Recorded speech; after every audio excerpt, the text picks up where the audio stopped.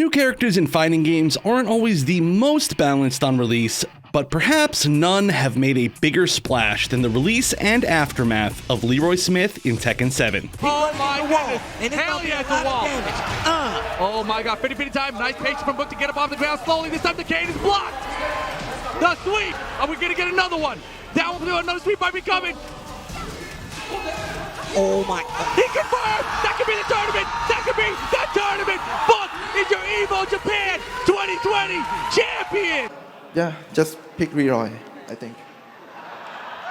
Leroy was originally announced during the EVO 2019 finals, set to release in Season 3 later that year, joining the Tekken 7 cast as the 47th member of the roster. A Wing Chun master hailing from New York with impeccable style, Leroy Smith learned to fight after losing his family to gang violence. With an amazing aesthetic and a compelling backstory, the initial reception to Leroy was one of the best of any fighting game character announcements of all time. Unfortunately, that excitement would soon be cut short. This character, bro, come on, man. If you don't honestly say that this character is not, bro, I don't know what to say, man. I don't know what to say.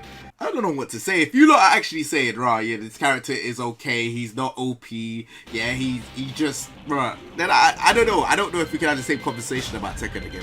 Releasing on December 10th, 2019, the wider Tekken community immediately started realizing just how strong Leroy was. Many popular content creators and players spoke out on some of the overwhelming strengths of the character.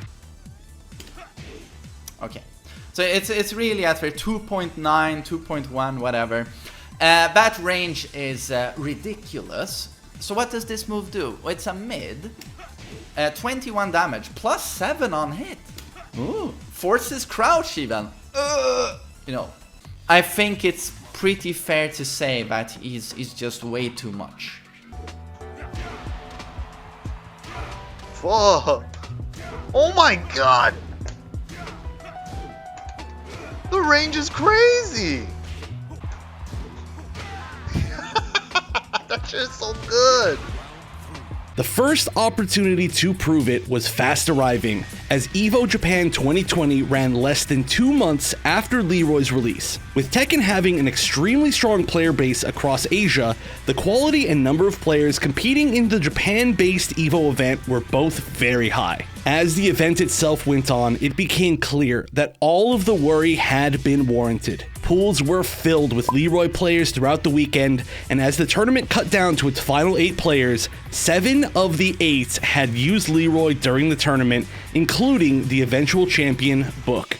The only exception in the top 8 was Mikio, using Solo Julia to make it all the way to second place in a very impressive feat. Other players in the top 8 were familiar names, but not using familiar characters. Many of the extremely well-known top players that did choose not to play Leroy in the tournament ended with one of their lowest placements of their recent careers. All the US guys are out, basically. Joey Fury, Jimmy J. Tran, Anakin, all out of the tournament. Anakin apparently went like 0-2 today. Jimmy J. Tran lost to Al twice.